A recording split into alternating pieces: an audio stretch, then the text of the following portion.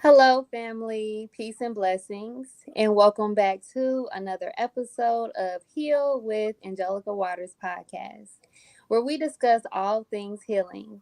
And on today's episode, I have a special guest here today, my brother Winford X, and we will be discussing his journey from prison to now finding self and finding God. Brother Winford, how are you today? Oh man, I feel wonderful, sister. Thank you for that introduction. Before I get started, I would like to just open up Yes.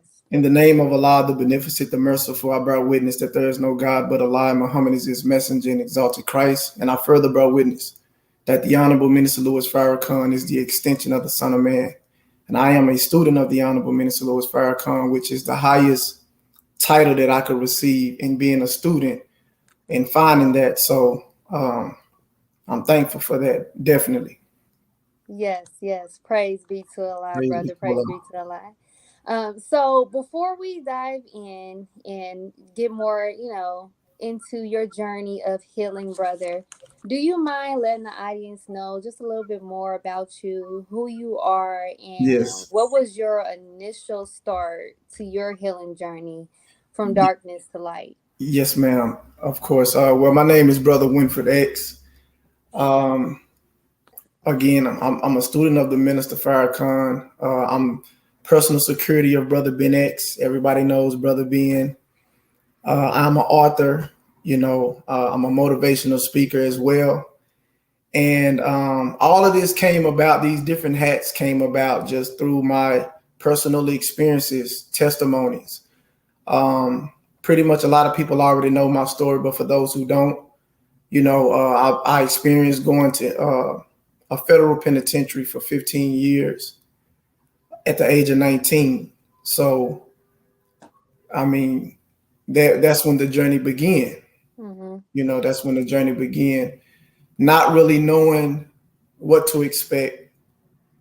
Going into a situation like that at 19 years old, and you know, it was a journey. But Mm-hmm. that's when really you say the healing. When did the healing start? The healing, I would say, it was two different processes of healing.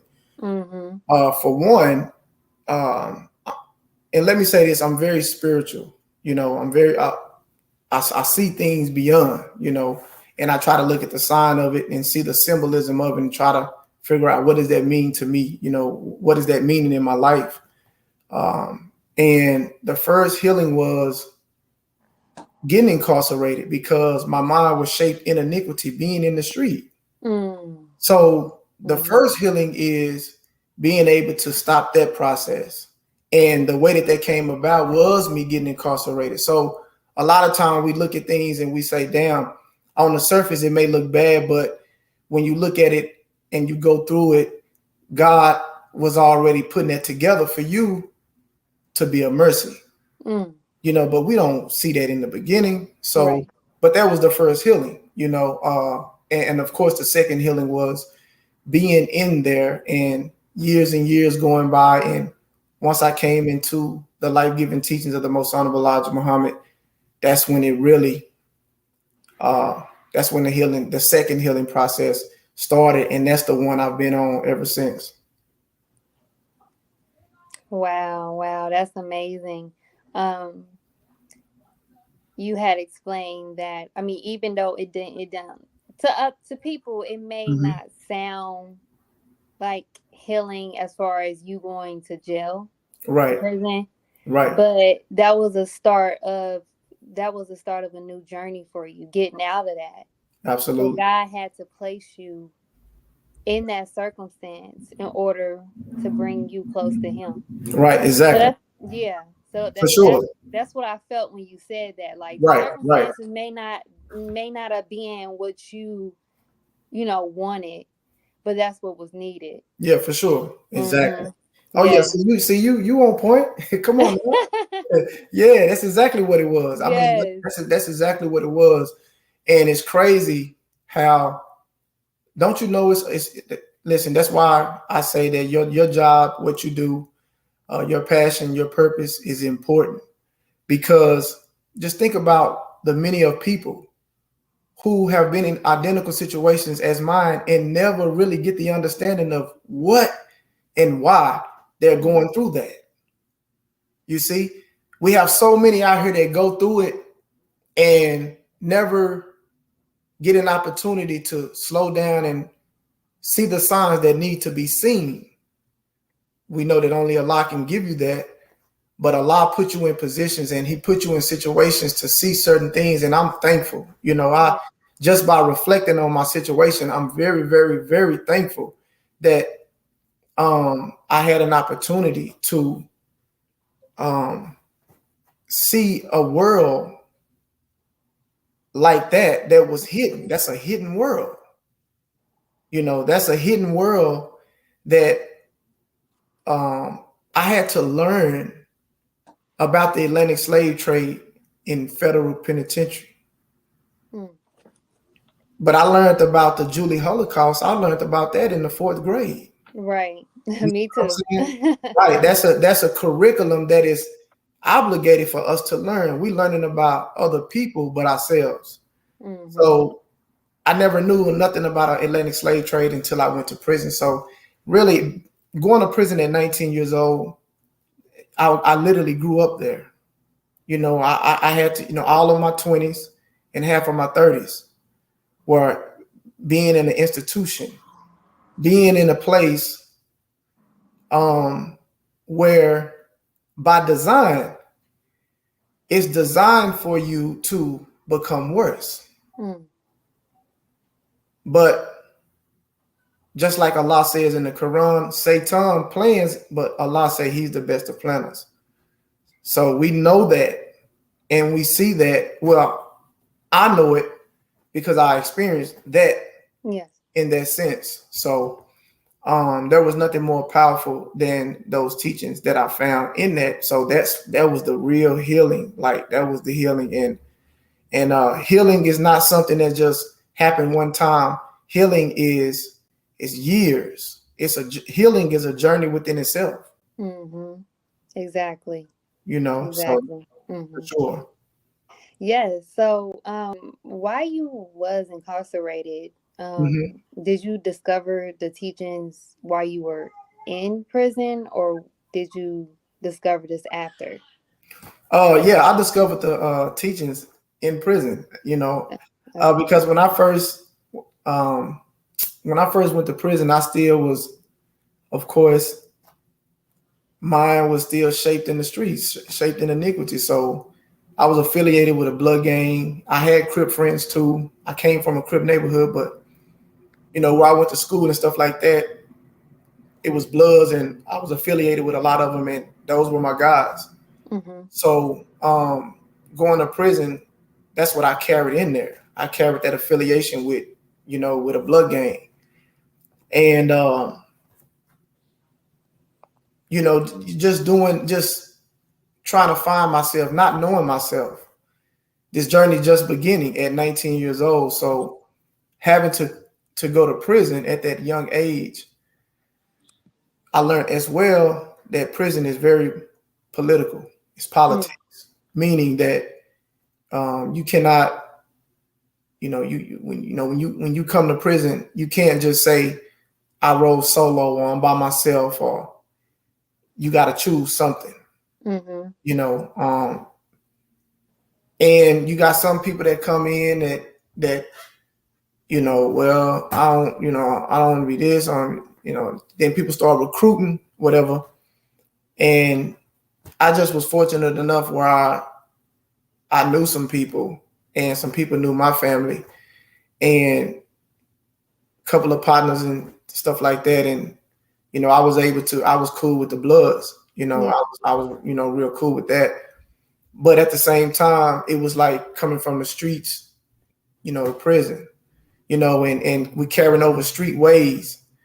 And my cellmate was a 5%er.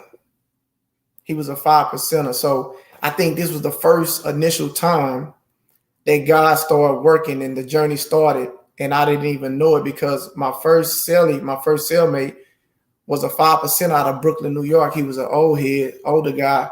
And that was the first time that I was introduced to Message to the Black Man. Even though I didn't know what it was, he made me read it. I read it 3 times, and the very first time that I read it, after I read it, I put it back on his bed, and I came back in the room, and the book was on my bed again. And he told me to read it again, right? Mm-hmm. And so I read it for a second time, and then it took me the first time I read it, it took me probably 5 days. Second time I read it, it took me like 4 days. And I put the book on his bed again, and I went out the room, and I came back, and I seen the book on my bed again. So I'm like, man, this dude playing games. So I'm trying to figure it out. And he told me to read it one more time, so I did. And after I read it, he said, I wanted you to read it 3 times so you can read it the first time for knowledge, and the second time you read it for wisdom, and the third time you read it for understanding. Mm-hmm. And that was the first time that I was introduced to a language. I had never heard that before. Yeah. Just hearing like, wow, what do you mean? Read this 3 times, and as we know that trials come in 3, and when you know about supreme numbers and supreme wisdom, see, I didn't know none of that. So I'm like, wow, but it was intriguing of what he said. But keep in mind, I'm just coming from the street, so my mind is still heavily saturated in the reflection of what I was surrounded by. So that's when the journey begins. That's when you start being able to contemplate. You starting to really reflect.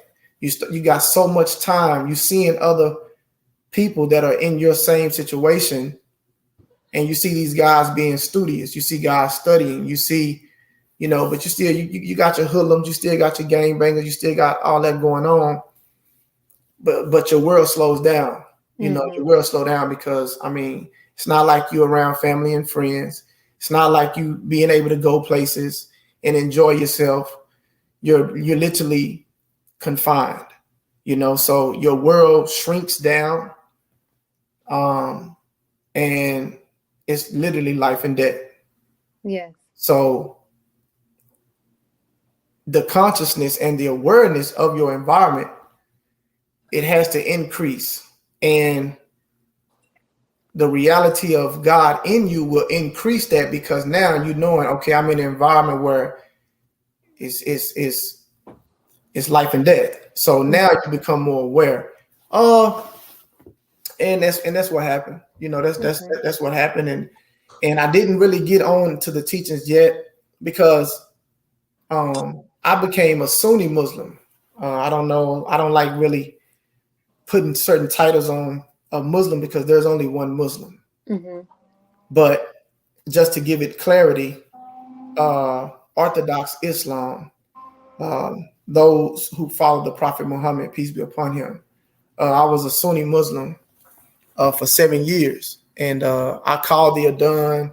I made my prayers in Arabic. I learned how to make salat. I participated in Ramadans in prison, and again, like I said, I studied the Quran. I learned how to read it, and I was doing these things and for 7 years. But I would always see brothers that was in the Nation of Islam, and certain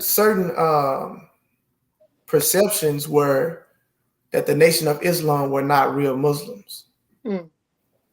Okay, so I really didn't even really know enough of that movement to really put my own on it. So it was kind of crazy in the beginning, but I'm always a studious person, so I always read the Quran. But when I would observe the brothers that was in the Nation of Islam, they never showed me where they were not Muslims. I couldn't find anything in the Quran. We are all human. We all have shortcomings. But I'm saying the way that they were reflecting the things that they were learning, that's what I was intrigued about. And I remember one day, me and a brother, we worked in the kitchen together, and he was in the Nation of Islam, and we always talk or whatever. And he asked me a question. He said,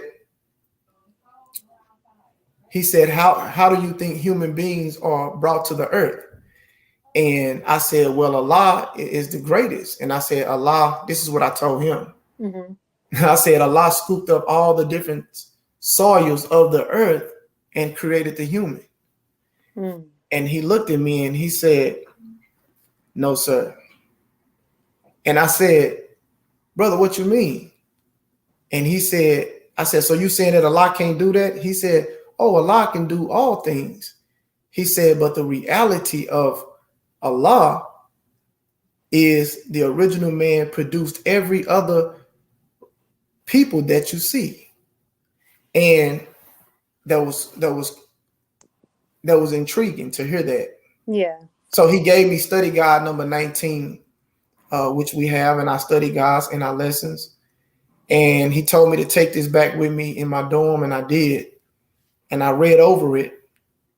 And when they started breaking down the science of the human being, mm-hmm. the mind and the brain is totally different. Yes. The brain is an organ which is finite, but the mind is infinite. Mm. The mind is far greater. When they started breaking down the difference between the brain and the mind, I knew that's what I was missing. I said, this is the reality, because now I'm able to understand it. I'm able to vision. I'm going in the depth. And I was like, yeah, this makes more sense. And when I took it back to him the next day, he introduced me. He said, I want to take you and go look at a DVD. And I said, of course. And my first ever DVD was the Honorable Minister Louis Farrakhan, The Origin of Blackness.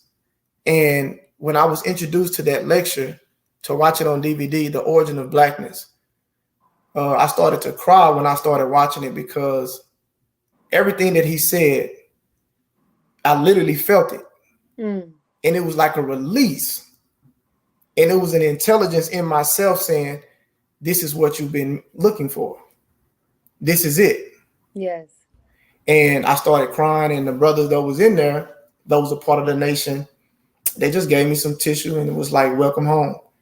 And from that point on, I went back to the imam of the Sunni community that I was a part of, and I told him, I said, I'm going to study with the nation. I said, man, I'm going to study with the nation. I said, because that's the reality of God to me. That makes way more sense. Exactly. Than just leaving my mind in limbo as Allah just being a spirit. I said, no, I can't see a spirit. I can't get the understanding when there's a gap that those teachings that I started hearing from the minister. And then it made me go back to the most honorable Elijah Muhammad. And then when I went back there, I was on that road, and I've been on that same road ever since.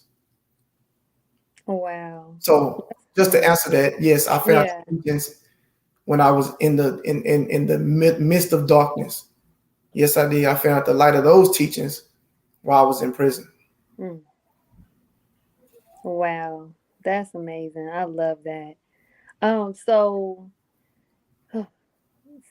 from what you stated, you did like 15 years? Yeah. To the average person, that's a long time. Hey, to me, it was a long time. Yeah. Hey, to me, it was a long time, man. Mm-hmm. Hey, speaking about that, that's crazy that you say that, but while you doing it, it's mad long. It's long. But I can remember, I'll never forget the day that I got out. Mm. And that's true. I laugh because even though I can remember certain times in prison, but the 2 days you never forget is the day you go in and the day you go out. That's like for real. Yeah. It's a bliss. I don't think when I came home, don't get me wrong, I came home, I had never tried Ciroc. I had never tried. I wanted some Ciroc. I wanted some Patron. I did that. I hadn't heard about no Kush. I did that. So I need me smoke some Kush. I did those things, and the reason why I love to share this with people is because I don't want you to think just because you see a bow tie and a suit that this is going to that alone, that image is going to save you, because it's not. Yeah. No. Mm-hmm. You know, that's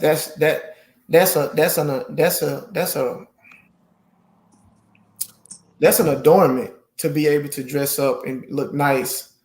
You know, that's an adornment, but the reward, the real fight is behind that, behind the bow tie and the suit, or how you see the sisters covered up. You know, and I like to tell people that even though I was serving on the teachings and feeding on the teachings when I was in prison, when I came home, the reality of it is I'm still a human being. Yeah. So things are still there. Urges are still there, you know. And those things, and some people look at that in themselves and say, well, I'm not worthy, but you are, though. You are worthy. You see yourself stumbling. You see yourself doing things you know you're not supposed to do. Does that mean that God loves you any less? No, he's not pleased, but God is very merciful. Yes, he is. And God understands the condition that we were put in. So he gives us the opportunity and time to correct ourselves even when we fall. So I like to say that part because I don't want people, like, you know, some people be afraid to speak to people that when they see brothers, they see the fruit. Oh man, I ain't ready, man, or I'm still doing this and that. And a lot of our people are afraid because they're feeling like, I don't want to do that until I'm all the way ready. And I always tell people all the time, what does that mean? Like, exactly. What do you mean when you're all the way ready? Like, what does that mean? You know, and I tell them, you know, that's a misunderstanding of how life has shaped us. You know, so that's why it's important. And as long as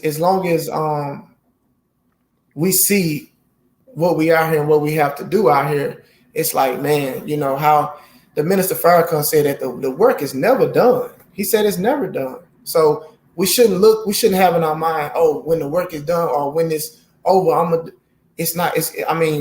you're just passing through. Exactly. You're just passing through. So whatever you're getting downloaded with, in your experiences, however it can better other people, I think that's the feeling that we're looking for, you know. Exactly. With myself.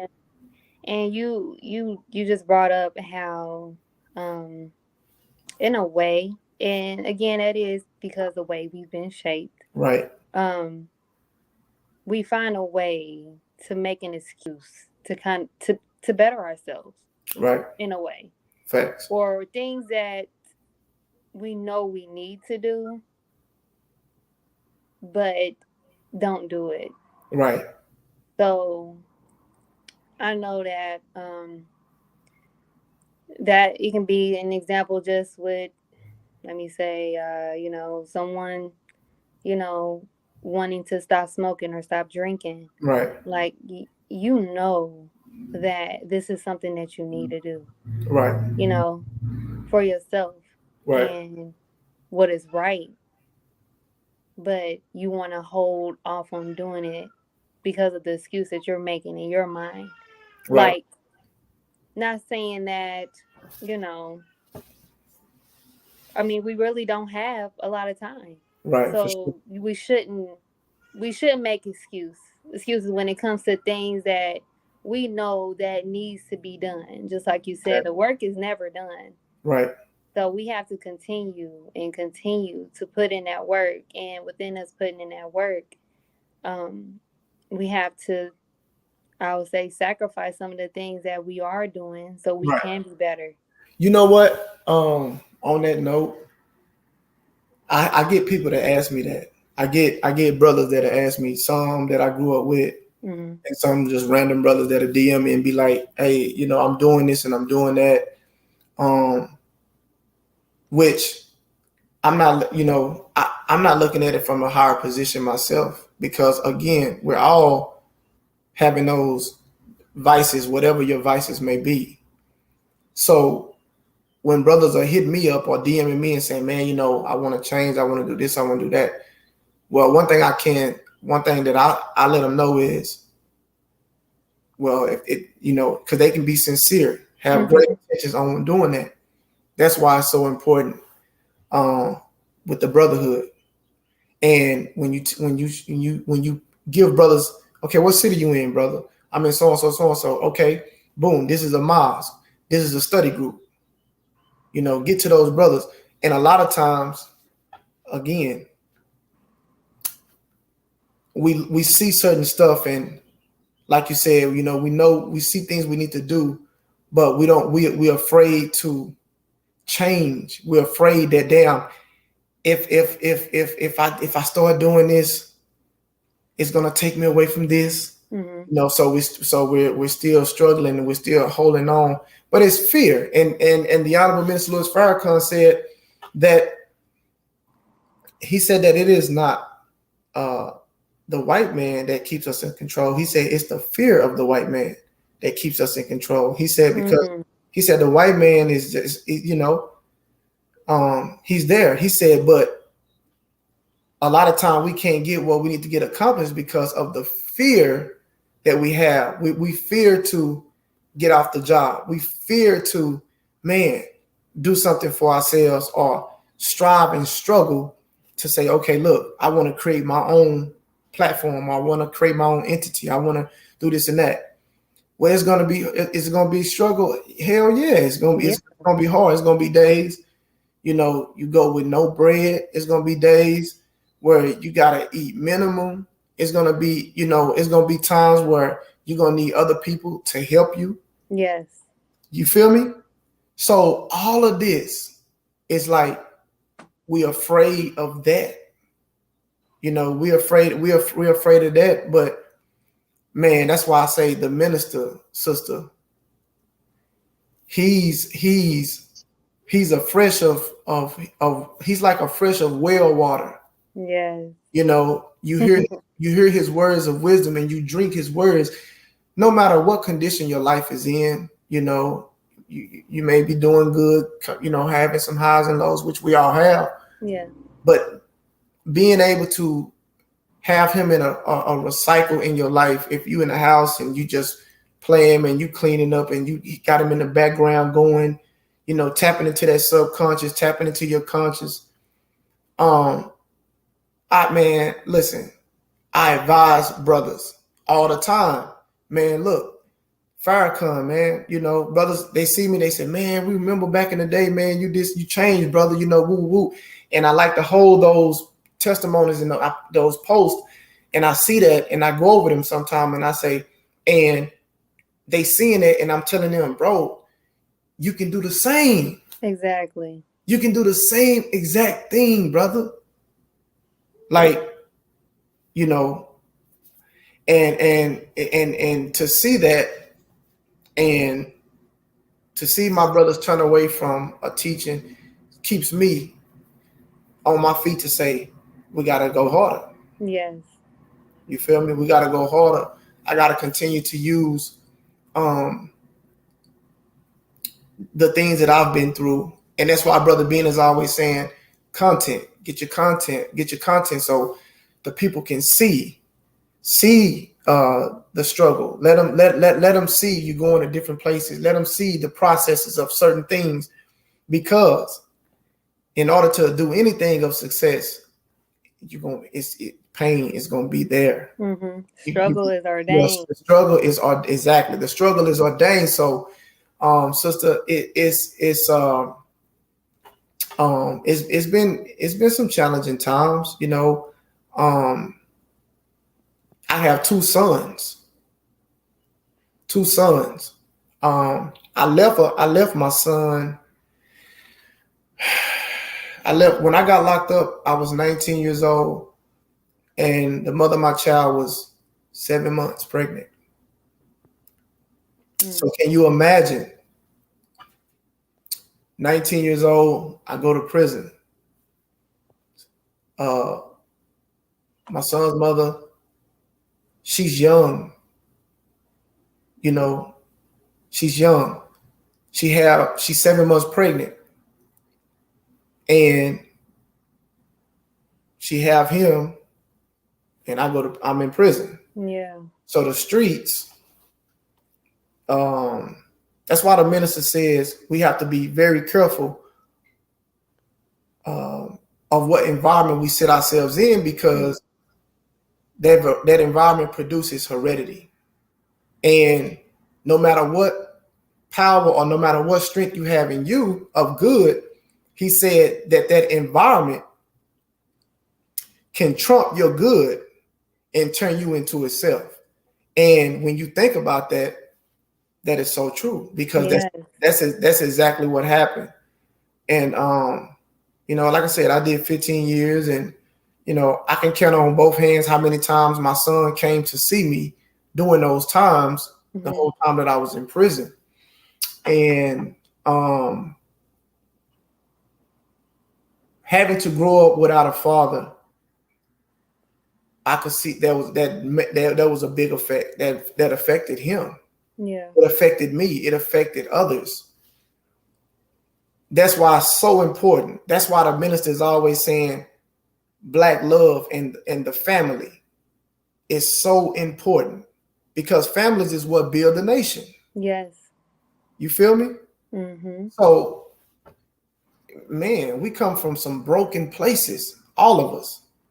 That's why the Honorable Minister Farrakhan say that we're never supposed to laugh at another person's condition, because we were all taught by the same slave master. And I love that. That's fire. That's fire, because and see, that's what I'm saying. Being able to say that we didn't grow up hearing that. I know, at least I didn't. I didn't get the opportunity to hear what I just said. Yeah, me neither. You feel me? I never heard, when I was growing up, I never heard, if they don't treat you right, what make you think they're gonna teach you right? I never heard that. Then I just think about it, I say, what if I could have been drinking on that when I was young? Yeah. Yeah, because here it is, I'm 41 years old now, and a lot of things being in prison, I missed out on. And coming home at 34 years old, I did a lot of reading, but I still was immature in a lot of ways.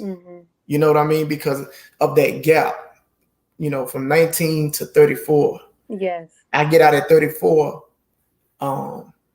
Most people 34 years old, they've been out there, haven't been in prison, established, they got houses, they got homes, they got careers, they doing this, and I'm coming from that at 19, and it's like I'm back.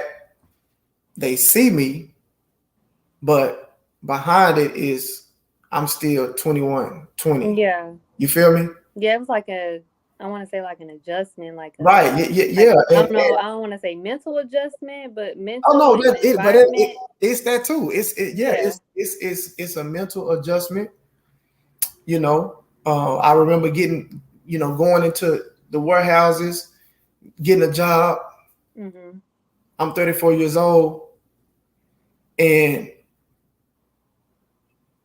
at this time I still had long dreads. I had come home, my dreads were really, really long, and I'm in the warehouses with like 18, 19-year-olds. Yeah. But I'm 34 years old, so I'm just trying to get a job. I'm trying to get, where I can start taking care of myself. Yes, right.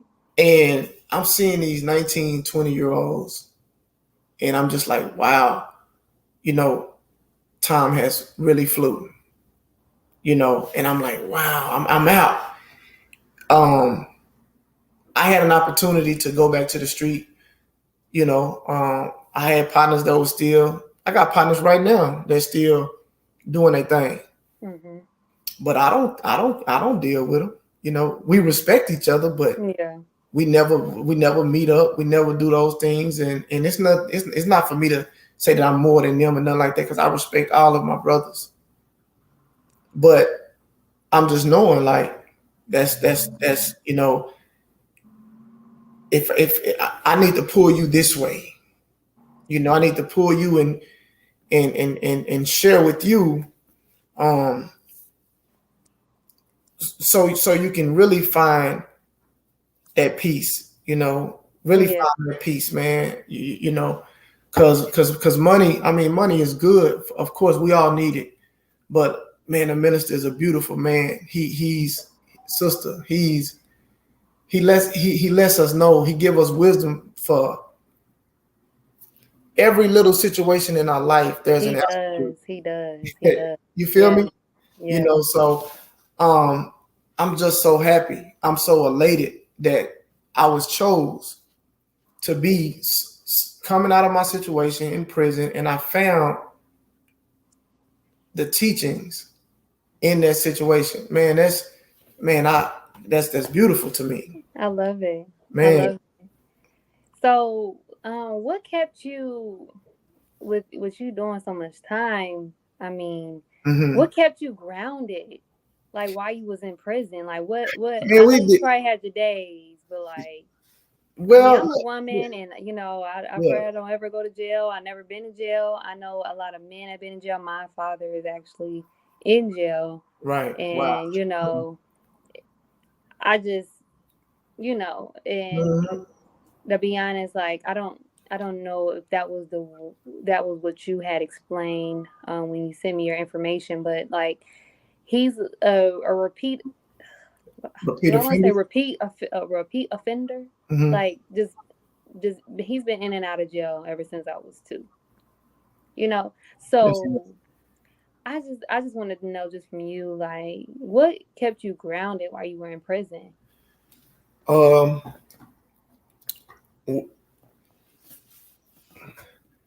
Man, you know what? I will say,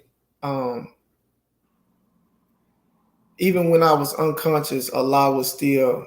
Now that I can look back, I think that Allah was holding me up the whole time. Even in my stupidity, even in my facing adversity, even in reintroducing myself over and over and over as the years went by. Mm-hmm. Being in prison. But my father, family, I can say my father always came to visit. My pops always came to visit me.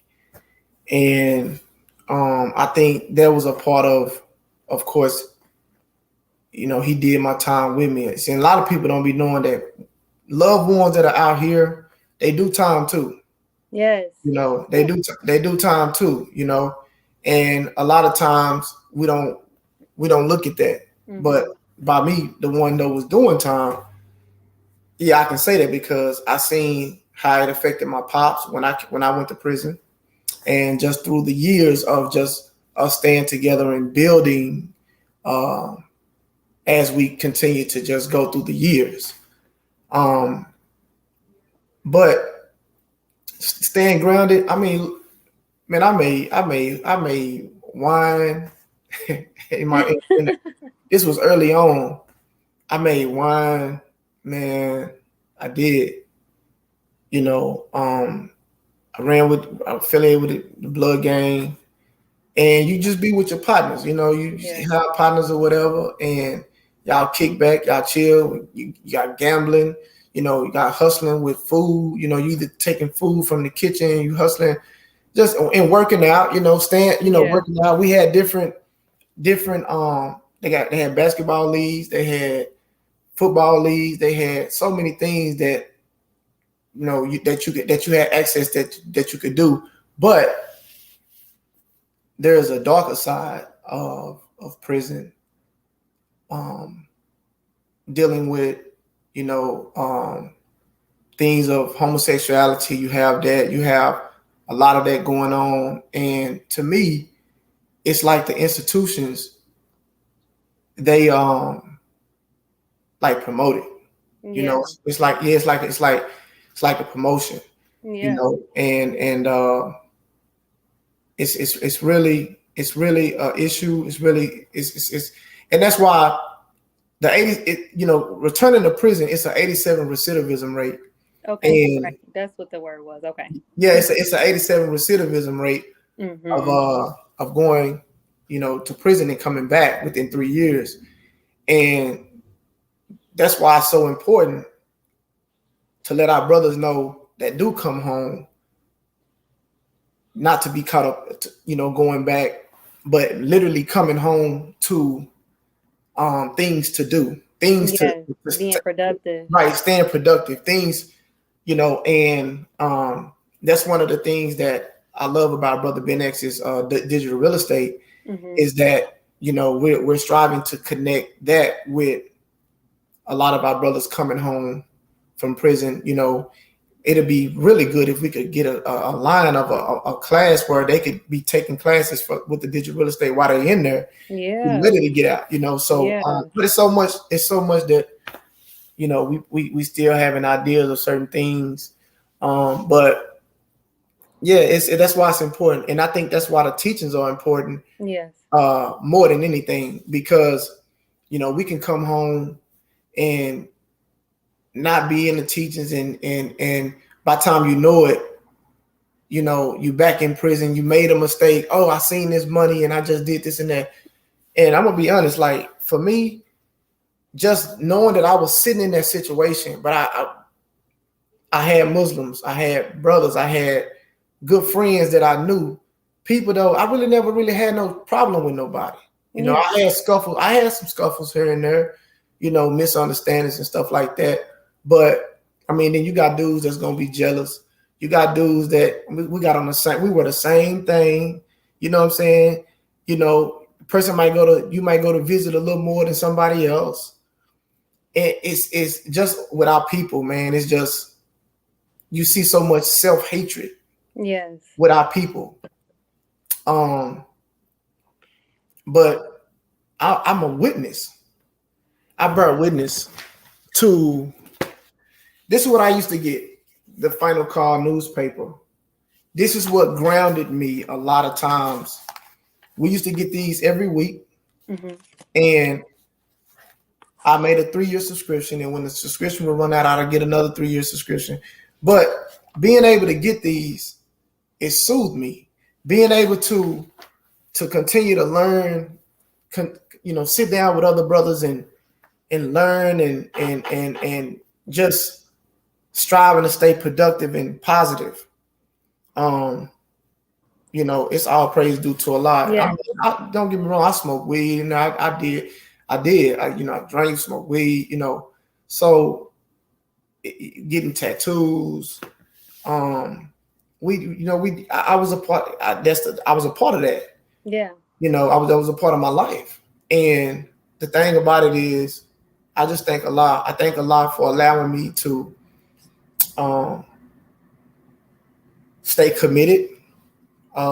Even when I came home, the teachings were in me, but like I said, I still had urges. I still wanted to drink. I still wanted to smoke. I still, I never went to the clubs and, did stuff like that. I never, that really was my thing, but like lounges and sports bars and stuff like that. That's what I used to like to go to. And I could get high and I could drink and I could go home at the end of the night and I can go listen to the minister. And a lot of people say, oh man, that's hypocrisy. No, it's not. Because you can't tell me, I'm not saying, I'm not promoting nobody to drink. I'm not promoting nobody to smoke. Yeah. That's not what I'm doing. But I'm giving you the reality of what God was showing me through the whole time. He was still allowing me to be conscious of his man. He was still, he still had you. He still had a hold on you. Exactly. No matter what was going on. And I think that's with anybody, honestly. Like, as long as you stay in his word and, continue to strive, no matter what Pulling at it, right? circumstances you're in, he'll always continue to keep you close to him. So I Right, like for that. sure. I like that. No doubt. So I know we're gonna have to end this a little shortly, but I do have one more question. Well, I actually want to talk about your book, Determined to Oh, Change. yes, We indeed. need to I'm talk glad you about the brought it book. up. Yes. Yes. So I just wanted to know, like, what inspired that title, Determined to Change? Ooh. Yes, ma'am. Rest in peace, Miss Cunny. I lost my publisher. She was our editor. She's the Mm-hmm. one who helped me with the book. Um, may Allah be pleased with her. She told me one day, right? She said when we was working on the book, at first we were just working on the ebook. It was just Mm-hmm. supposed to be an ebook, and you know, because she transcribed it. I had a video. It comes from a video that me and Brother Ben X did. My first video with him in 2017, and I had been out 2 years, and that's when I kind of ran into Brother Ben and we met and stuff like that. And my first interview was actually this book. This is what this book Wow. is. But just to speed it back up, when I was looking for a title, she asked me. She said, "What are you gonna name it?" And I said, "Well, let me sleep on it. I'll pray about it." And she's like, "Yeah, just." And I remember when I used to be in prison, I used to have visions of the minister. And I used to just say, man, I hope I'll be able to get out in time to be able to see him, like go to Savior's Day or go to an event where he's actually there, where I'm able to see him. And I used to always have a vision of seeing that when I was in prison. Well, Allah, all praise due to Allah. Yeah. Allah allowed that to come to fruition. I've been to Savior's Day ever since when I became registered in 2018. I've been to every Savior's Day ever since. And my first time seeing the Honorable Minister Louis Farrakhan in person, I didn't get to. I wasn't introduced to him, but I'm saying I was there, and I was like on the fourth row when he came out. Was the Family Summit was in Atlanta in 2017, and man, I cried because it was like Allah just letting me know, like, man, so that vision that I had, it made me say, man, change is not easy, but you got to be determined and you got to keep striving to change. And you got to be, I mean, you can't just say, I want to change, because there's so many impediments and so many vices out here that you got to turn it up to be determined. You know what I mean? You just can't say I want to change. No, you got to be determined to change. So when I came back and told her, I said, determined to change. I said, because it's an ongoing process. And she looked and she said, that's it. And that's what we named it. I love it. I love it. I love it. I Indeed. can't wait to get a copy of it. I'm very interested. And like I told you before we got on here, like the description that you had on there as far Right. as from darkness to Right. light. Right. And I Right. didn't even know that. And that's what Right. just your story, from what I know, it just enticed me to make the title From Darkness to Light because of your journey. Right. So Hey, I'm thankful, sister. And it's crazy that you said that, because in the theology of time, the Most High Elijah Muhammad is giving us the supreme wisdom of the universe and how Allah created himself. And when you hear that, that language, and you think about life situations from that creation, everything coming from darkness, that means that every problem that we have comes from darkness. yes, exactly. But it says in the darkness was light. The light was in the darkness. I mean, that's in any situation. So when I look at my situation, I'm like, man, it was, it's dark, and sometimes it's still dark. Like right now, Mm-hmm. like it doesn't, it doesn't, it doesn't. No, this thing carry on. Yeah, You just have a blueprint now on how to sustain, but it still carries on though, you know. exactly. And the darkness is always there, you know. So just knowing that creation on how God created Himself is uh, like a small micro reminder for ourselves in any situation that we come in. Exactly. Yeah, Exactly. I love it. I love it, brother. yeah, So I just want to thank you, brother yes, Winford X, indeed. for being a part Likewise, of my podcast and sharing your healing journey. I am so grateful to have had you on here. It's been a pleasure. praise be. Yes, ma'am. So Yes. I would also like to thank my audience for joining us today. And if you are ready to be a part of this healing journey, please share and subscribe to my podcast and my YouTube channel, Supremely Divine. I will also leave show notes to where you can follow my guest and to order his book, Determined to Change. Yes, indeed. So, Brother Wimper, is there anything you would like to mention to end out our show today? Yes, ma'am. First, I would just like to say that I really appreciate your professionalism. I really appreciate your courtesy of reaching out and following me, you know, and listening and striving to be a student of the life-giving teachings of the Most Honorable Elijah Muhammad, guided and taught by the Honorable Minister Louis Farrakhan. Just to know that you're conscious of that, see the importance of healing. Um, Man, that's another sister, that's another soldier that we need in the world. You know, God is building a new kingdom, and it doesn't have anything to do with color or none of these Mm-hmm. things. It's a righteous mindset, you know, that we're striving to get to. But we know that Master Father Muhammad said to accept your own and be yourself. Accept your Yeah, own and be yourself. So we never knew what ourselves looked like until we're able to see it and striving to be civilized. And what you're doing, sister, with this healing process, with your podcast, I pray to Allah that He continue to give you success in being able to do that. And for everybody that is watching this, you can follow me on Knowledge 5845 on Instagram. You can follow me on Facebook as Winford Perry, Determined to Change. I have a page, Determined to Change, on that. And also, I have a YouTube page that's called Winford X, so you can subscribe to Winford X on YouTube. Lately, man, YouTube been giving me some problems though. I went live. You know, the page is fairly new, and I went mm-hmm. live the first time, and you know, it was a good live.